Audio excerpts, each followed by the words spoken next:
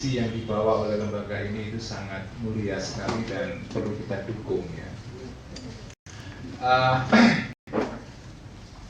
Tema yang kita akan diskusikan pada siang ini adalah atau pada pagi hari ini adalah tentang hikmah ya. Ini adalah tema yang menurut saya penting sekali.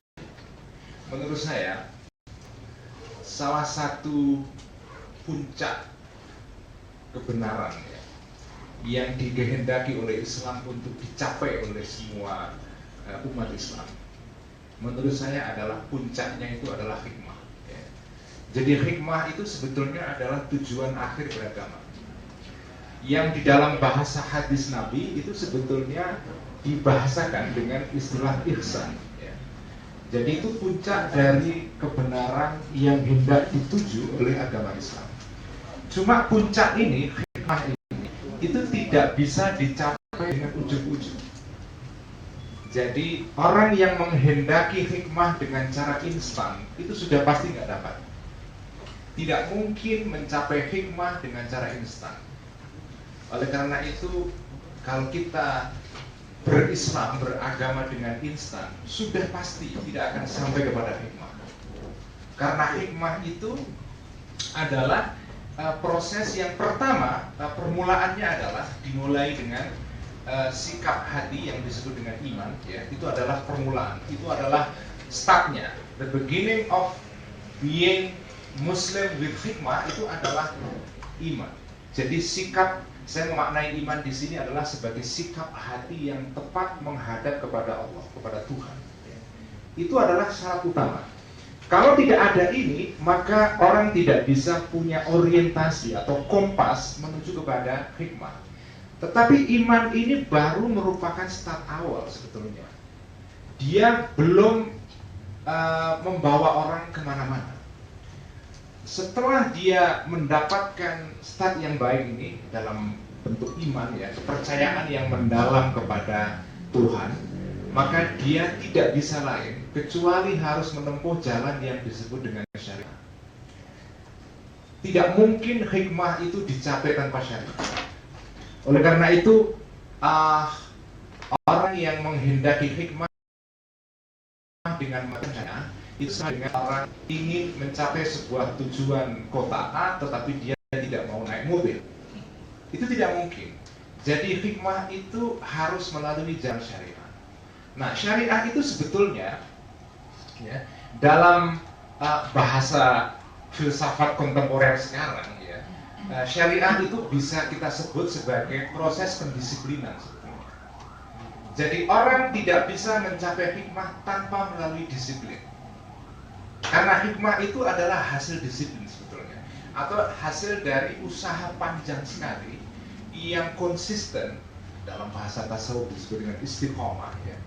Harus dengan istiqomah dan dalam waktu yang cukup lama. Itu hikmah. Nah, jalannya itu tidak bisa lain kecuali syariah. Jadi syariah ini sebetulnya adalah semacam struktur.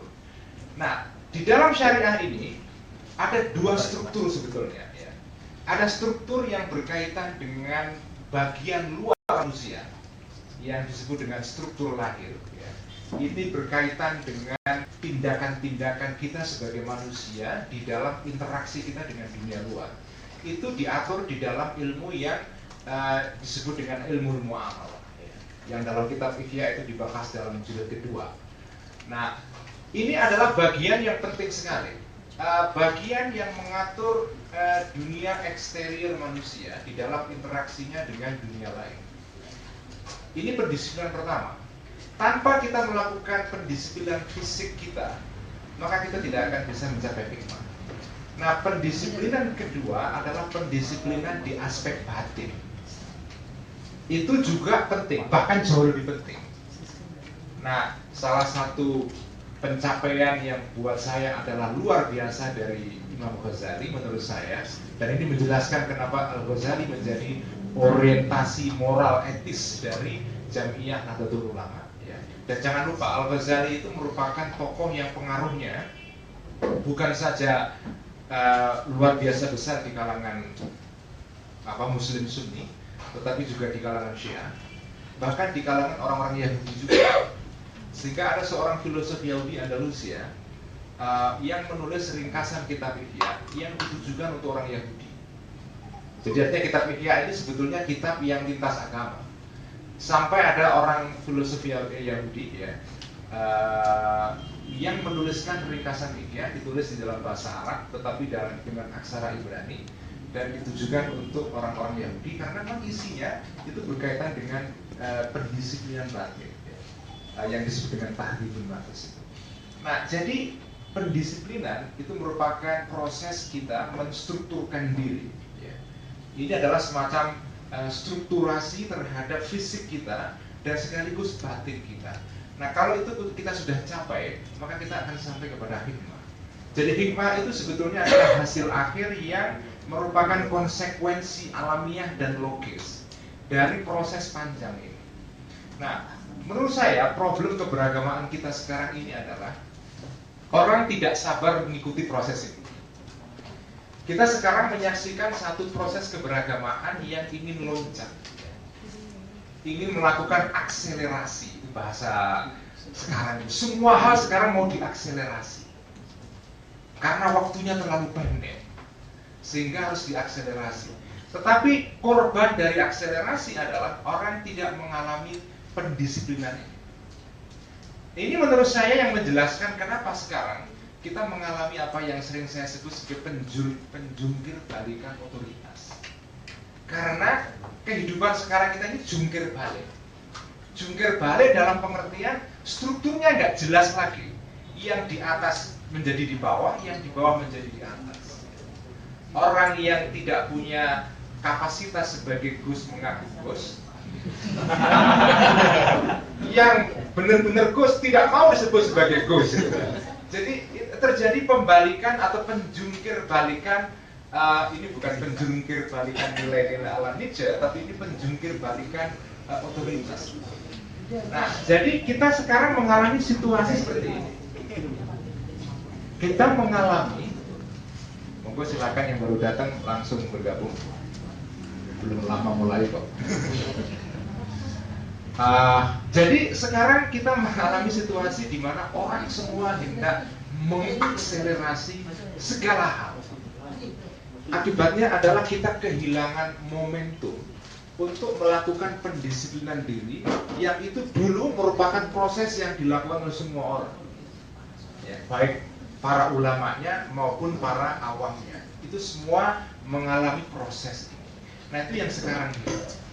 Nah, sekarang kita masuk kepada bagaimana Islam di Nusantara sekarang ini ya, itu dipraktekkan dengan menggunakan skema tadi yang sudah saya jelaskan itu. Jadi skema yang ingin saya pakai hari ini adalah skema orang menemukan hikmah dengan melalui pendisiplinan yang panjang. Dan itu adalah proses yang tidak terhindarkan, nggak mungkin, ya, tidak mungkin dihindarkan. Nah, oke, saya sekarang akan masuk kepada bagaimana ini dipraktekkan di Nusantara, sebagaimana saya alami di dalam komunitas atau keluarga saya dan masyarakat di mana saya tumbuh, masyarakat pesantren, tapi juga di dalam masyarakat yang lebih besar lagi, yaitu Jamiah Nahdlatul Ulama ataupun di luar itu. Saya tidak mengatakan ini khas pada NU saja, tapi juga ada pada ormas-ormas Islam yang lain. Salah satu problem dari Islam Nusantara menurut saya adalah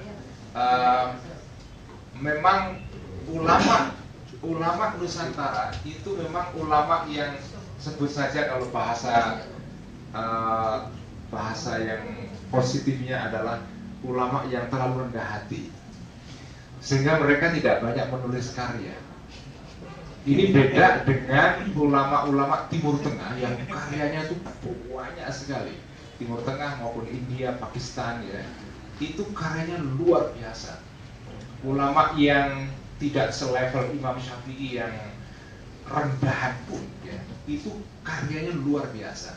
Sehingga kalau orang menstudi Islam di daerah di luar Nusantara seperti Indo-Pakistan ataupun Timur Tengah maupun Turki, Iran, Afrika Utara, Andalusia dulu Spanyol, itu mudah sekali. Karena ada bukti-bukti material berupa kitab-kitab yang bisa dibaca. Tetapi saudara-saudara, saya ingin ingatkan, melihat Islam hanya melalui teks itu kesalahan besar. Ini menurut saya salah satu juga kesalahan yang sekarang dialami banyak oleh sarjana Barat yang sering disebut dengan Islamisis, yaitu orang-orang Barat yang banyak menstudi Islam. Mereka itu selama ini memang ketika membicarakan Islam selalu rujukannya adalah Islam yang berkembang di Timur Tengah, Turki, Iran, Afrika Utara, dan sebagian anak benua Indo-Pakistan. Kenapa itu semua terjadi? Karena memang warisan tekstual mereka itu luar biasa kaya. Tetapi itu bukan merupakan potret seluruh dunia Islam atau masyarakat Islam. Nah, ada bias tekstualisme di dalam studi-studi Islam yang dikembangkan oleh kalangan akademis semata-mata karena mereka itu mau cari gampangnya menstudi melalui teks.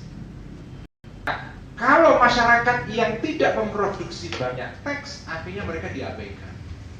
Itu yang menjelaskan kenapa kalau kita tengok studi-studi Islam di Barat saat ini, itu kawasan Melayu itu kurang mendapatkan perhatian.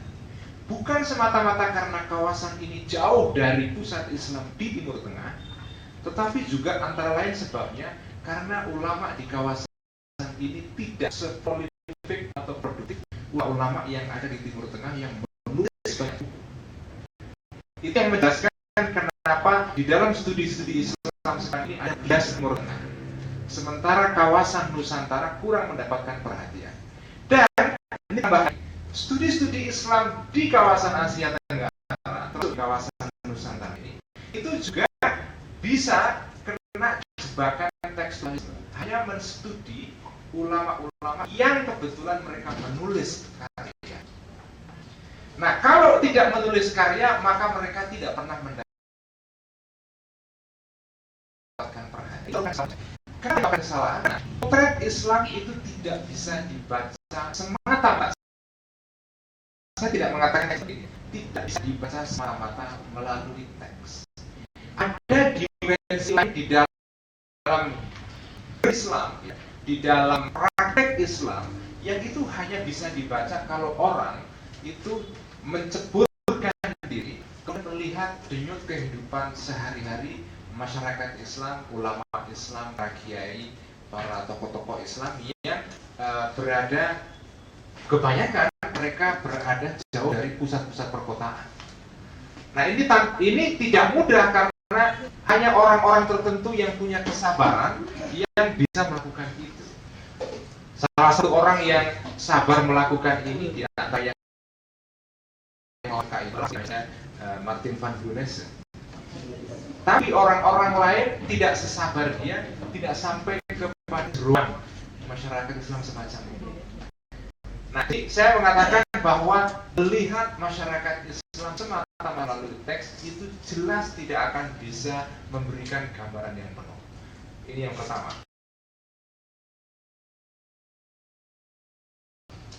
Jadi kesalahan tekstualisme itu bukan saja ada di tekstualistik, kecenderungan tekstualistik itu bukan saja ada di antara kalangan Salafi, tapi juga ada di kalangan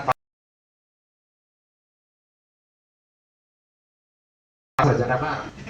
Jadi ada Salafi dan Wahabi di kalangan sarjana juga, ya, karena mereka terlalu memandang Islam semata-mata dari itu clear. Nah, saya akan tambahkan keterangan lebih lanjut. Keterangan lebih lanjutnya adalah begini. Orang Islam sendiri kadang-kadang juga keliru atau seringkali salah paham ketika melihat dinamika Islam itu juga semata-mata melalui teks, tanpa melihat bagaimana praktek real dari Islam ini dihidupi dan dilakukan, dipraktekkan dalam kehidupan sehari-hari. Itu juga penting. Jadi saya mengatakan di dalam forum pagi ini ya, cara atau mindset yang ingin saya kenalkan ke teman-teman dan nanti bisa pakai untuk melihat hal-hal lain. Saya ingin mengatakan ini menurut saya salah satu pendekatan yang penting. Menurut saya di dalam melihat Islam jangan semata-mata Anda melihat teks, termasuk teks kitab kuning. Karena teks kitab kuning itu tidak mewakili seluruhnya apa yang dikerjakan para kiai di lapangan. Ini teks kitab kuning yang ditulis oleh kiai di luar sana, bukan praktek atau kitab kuning yang ditulis, karena kitab kuning yang ditulis oleh para kiai Nusantara sebetulnya tidak sebanyak teks kitab kuning yang ditulis oleh ulama-ulama lain di Timur Tengah misalnya. Nah, teks yang ditulis oleh kiai-kiai Nusantara itu jarang. Ya banyak, tapi tidak sebanyak, tidak seprolific jumlah teks-teks yang ditulis oleh ulama lain di kawasan luar Nusantara, terutama di Timur Tengah. Jadi kalau kita melihat mendekati Islam itu tidak bisa hanya semata-mata melihat kitab kuning, tapi harus melalui kehidupan nyata. Saya akan berikan contoh ya. Contoh ini seringkali saya kemukakan kalau di sini ada kebetulan mahasiswa saya di Unusia, saya seringkali mencontohkan ini. Di dalam kitab kuning itu banyak sekali hal-hal yang ditulis secara tekstual yang tidak berkorelasi langsung dengan kehidupan nyata. Ya. Dan nanti di sini saya akan ujungnya kepada teori hikmah. Misalnya saya ambil contoh. Di dalam kitab Fathul Mu'in dan juga di dalam kitab-kitab kuning yang lain itu dituliskan bahwa ada satu bab khusus yang disebut dengan kitab jihad. Kitab tentang jihad. Nah, jihad itu di dalam teks-teks kitab kuning itu standar hampir semua mengatakan jihad itu hukumnya adalah apa? Fardhu kifayah. Jihad itu kifayah, artinya dia merupakan kewajiban kolektif. Kalau tidak ada seorang pun orang Islam yang menjalankan kewajiban ini dalam 1 tahun, maka semua orang Islam kena dosa. Tetapi kalau ada salah satu yang sudah melaksanakan itu, yang lain bebas dari tuntutan. Jadi harus ada sekelompok orang yang mengeksekusi kewajiban ini secara reguler. Dan di dalam kitab Fathul Mu'in dikatakan bahwa jihad itu harus berlangsung minimal sekali dalam setahun. Jadi kalau tahun 2017 itu nggak ada jihad, maka kita semua dosa. Dan di sini jihad maksudnya adalah jihad dalam pengertian perang melawan musuh-musuh Islam, dan perang dalam pengertian fisik ya, bukan perang dalam pengertian jihadun nafs ya. Tapi di sini dimaksudkan sebagai jihad jihad fisabilillah dalam bentuk berperang melawan musuh-musuh. Pertanyaannya adalah bagaimana Anda menjelaskan antara apa yang tertulis dalam kitab kuning ini ya, yang semua kiai baca, semua pesantren ngaji semua, dengan kenyataan sehari-hari yang tidak ada jihad. Dan kiai juga nggak pernah protes, ya, nggak pernah protes.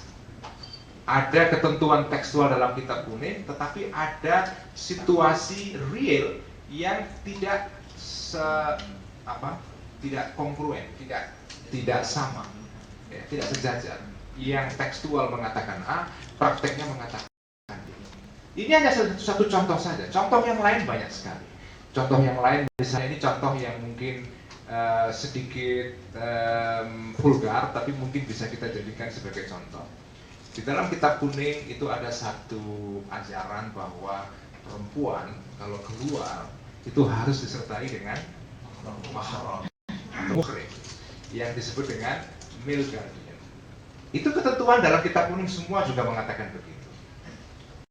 Tetapi tahu semua sekarang putra-putra atau putri-putri kiai juga dikirim kuliah ke UIN Jakarta, ke UIN Jogja, kemanapun ya. Kadang-kadang juga di perguruan tinggi umum dan tidak disertai oleh muhrim. Dan mereka juga tidak keberatan. Jadi ada sesuatu yang berjalan dalam kehidupan sehari-hari yang tidak seluruhnya sama dengan apa yang tertulis di dalam kitab kuning. Ini saya sebutkan untuk memberitahu kepada Anda bahwa melihat Islam tidak cukup hanya dengan melihat teksnya saja. Karena di dalam praktek sehari-hari, para ulama itu punya semacam hikmah, punya kebijaksanaan di dalam menerapkan ajaran Islam yang tidak seluruhnya ditulis. Dan itu jauh lebih kaya daripada yang ditulis. Itu yang saya katakan bahwa ketika Anda menstudi Islam, itu nggak bisa hanya membaca kitab saja. Anda harus belajar juga kepada para kiai, bergaul, mereka dan mencoba memahami bagaimana beliau-beliau itu ketika menerapkan ajaran itu mereka menempuh jalan yang bijaksana. Itu yang ingin saya sebutkan hikmah di sini. Dan contoh-contoh yang lain banyak. Contoh 2 tadi itu hanya contoh sederhana, tapi contoh yang lain banyak. Nah, sekarang pertanyaannya adalah kenapa ada gap semacam ini? Apakah artinya para kiai-kiai tidak percaya kepada apa yang ditulis dalam kitab kuning? Atau mereka punya pandangan yang berbeda dengan apa yang tertulis secara tekstual? Bagaimana? Saya mengatakan para kiai itu tidak menolak apa yang ada dalam kitab kuning, tetapi di dalam kehidupan real beliau-beliau itu punya semacam sense, punya rasa keenam, ya, yang itu juga penting peranannya, yang ingin saya sebut sebagai hikmatut tadbir, ya, kebijaksanaan dalam melaksanakan agama. Yang di dalam konteks sejarah wali-wali itu banyak sekali contohnya. Ya.